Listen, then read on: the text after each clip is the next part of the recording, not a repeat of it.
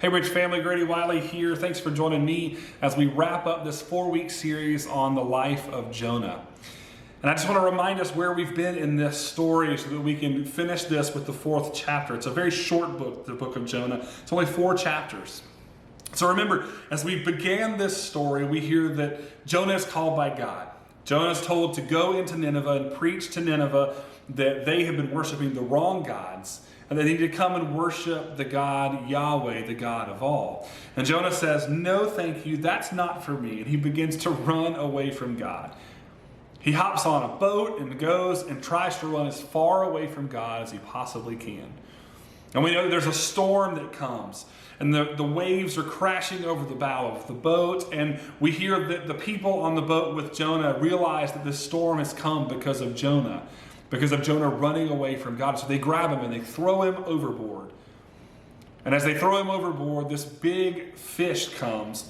We know the story is Jonah and the whale. The whale comes and swallows up Jonah and puts him down in his belly. And so we know that in the belly of the whale, Jonah cries out to God and says, God, just get me out of the belly of this whale. I'll do whatever you ask me to do. Just please save me and get me out of this whale. And so we hear that the whale goes and spits Jonah out right outside on the beach, right outside of Nineveh. You can almost see the neon Nineveh sign flashing with the arrow going, Nineveh this direction. And Nineveh's right there. And so Jonah, he goes and he heads into the city and begins to preach this word that God has given him. And people begin to change their lives. They begin to worship Yahweh, the God of the Old Testament. So we hear that because of their changed hearts, that God offers them grace and forgiveness. And so we come into this 4th chapter at this moment where God has offered forgiveness to the people of Nineveh, but Jonah is not okay with it. Chapter 4 begins with Jonah being angry that God would offer forgiveness to these people that weren't worshiping God. And so Jonah is letting this anger just fester in his spirit. I don't know about you, if you're good and angry, there's nothing that anybody can do that's going to make it better. And so Jonah was at this time where he begins to sulk. And he goes and he begins to sit in the sun. I don't know about you, if you've been angry and your blood pressure is starting to rise and your face is getting red, and then you go outside into the sun, oh my goodness, it's like festering anger that just begins to fester on itself and grow and build. And so God sends this tree. God allows a tree to sprout up and go over Jonah and offer him shade. It allows him to cool down. But then a worm comes and gets into this tree and kills the tree, and therefore the tree withers away. And so Jonah is again getting angry that he's getting hot and that God has not looked after him. And so he calls out to God and he's in anger. And God reminds Jonah, Jonah, you've been so concerned with your anger and you've been so festering in that anger that you've forgotten that my grace goes for everyone. My grace goes for those people in Nineveh. My grace goes for the people you don't like and that you don't agree with. My grace goes to you right within your anger and your frustration. So it's an interesting word to hear God saying that grace goes to everyone, that forgiveness is for everyone. When I was growing up, I have two brothers, and we used to sit as a family oftentimes around our table, and we just would have a family meal together. Many of you grew up the exact same way.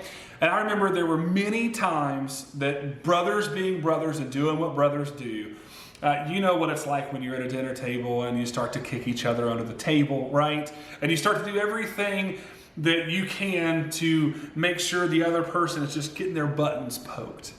And so usually in those dinners, as we're trying to, I was kind of the worrywart, the good kid, so to speak, growing up. I was always worried about being in trouble. And so my brothers would start this a lot back and forth. And I remember always this would happen where we would be in the middle of dinner. It would start getting heated between them. We'd all start kicking each other. And then my mother would just say, all right, that's enough. Take your plates, go to your corners of the house, go away, and finish your dinner by yourself. I don't know if this has ever happened to you with your brothers or your sisters. This was a pretty regular occurrence for our family. And I remember in those moments being pretty angry that my dinner got interrupted by my brothers poking and prodding at each other in those times. They were causing my difference and my experience because of their actions. Or maybe let's bring it a little bit closer to home right now, where we are in our lives right now. I don't know about you, if you turn on Facebook, Instagram, Snapchat, Twitter, if you're turning on your TV at all, you're going to hear so much. You can't go 5 minutes without hearing about our election coming up in just a little over a month. And what we know right now is that there's so much anger going around. If you're going to be a Republican or a Democrat, are you going to be upset about this vote for a new Supreme Court justice? There's so much anger and tension going on in our world.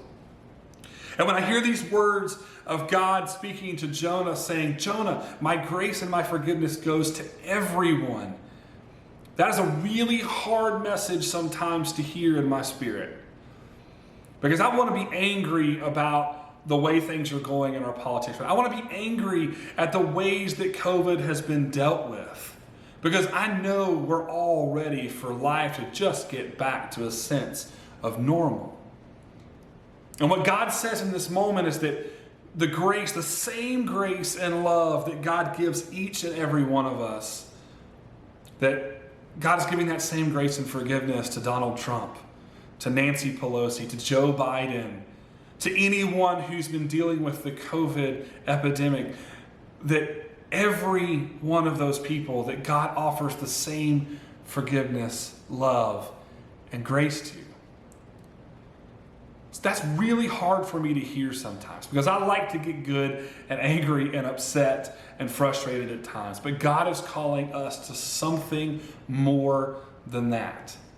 What God is saying is that in a moment of forgiveness, maybe there's somebody in your life that has done you wrong. Maybe you have been received something at work that has been done to you. Maybe somebody at school has done something wrong to you and you've been angry and frustrated and you're not willing to forgive them. I know I've been there in my life, and I've put up a wall in front of me where I'm not even willing to forgive the person that has done something wrong to me. And the crazy thing about this is, in my lack of forgiveness, it's really only hurting me. You see, because the person that did the wrong to me, they have no idea how much I'm hurting on the inside. They're living their life, they're going on like nothing has even happened, but I'm festering in that unforgiveness. And it's eating me from the inside out.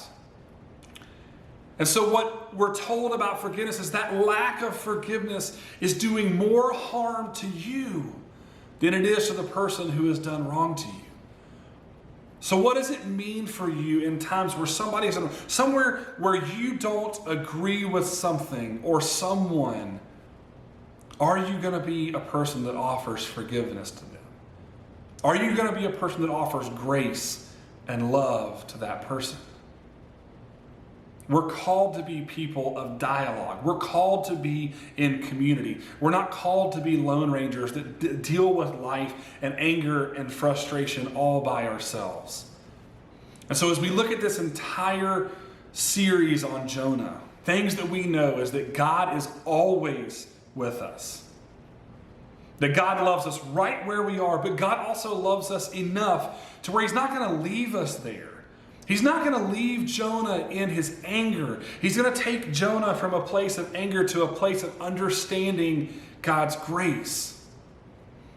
And so may that be our journey as we walk away from this series, that we're loved, that God is with us, that God offers us the chance to offer grace and forgiveness to other people. So may we be people that understand that grace has been poured out on each and every one of us. That love is in your life because God loved us first. And so may we go out and be the hands and feet of God to a world that is hurting, a God that is unwilling to listen to the forgiveness and lack of forgiveness that we see in our lives. That God is trying to push us to a life of forgiveness. So friends, I hope that you have an amazing week. I hope that you know you're loved. And that you are called to go out and to share that love to others because you have that love in your life because God has loved us first. So have a great week. If you'd like to get in touch with us here at the Bridge, we'd love to get to know you and to hear from you. We'd love to be in community and let you experience the love that we've been shown first. Hope you have a great week. Amen.